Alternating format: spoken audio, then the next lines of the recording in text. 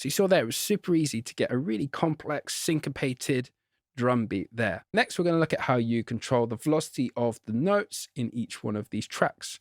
And you can do this directly on the pads with this little quarter down here. Now these pads set the velocity of the notes. So we can have a velocity of 1, or we can have a velocity of 127. Rather than have that as a constant, we can also set that as a range. And how the velocities vary in the range, we can control with this dial here. So as default, it's set to equal. But if we go up to, say, something like full 16, and we put it to 127, that's going to start 127, and over 16 steps, it's going to step down to 1. So check this out. So that's just on the percussion. Cool. I really like this on full 4.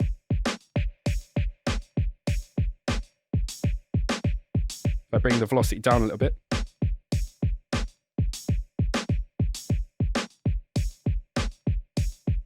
So that does the velocities per track. So remember, your track select, you'll get a different set of velocities there. So this sequencer really does open up a lot of expression possibilities. Next up, if we press this button up here, we get access to the global menu. This is where we can turn swing off and on, just pressing on, and the amount. So if I bring that back in,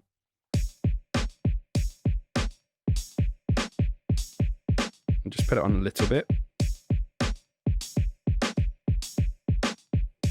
We also have shift lock, and we can turn this off and on. And that deals with this shift button here. So when this is set to off, it's a momentary control.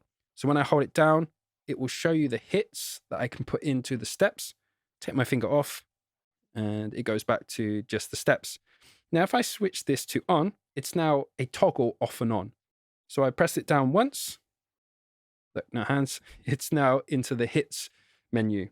And if I press it again, I go back to steps. Also, what we can do is we can shift switch top to bottom. So what this means is I can have the steps and the hits side by side when I press the shift button.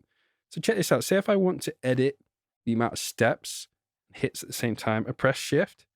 And now the hits menu takes over the bottom half of the pads and then the steps up here. So you can see, if you're editing just the steps and the hits and you don't want the velocities or track select, everything's laid out here ready to go. And then to get back to the track select and velocities, you just press the shift button again.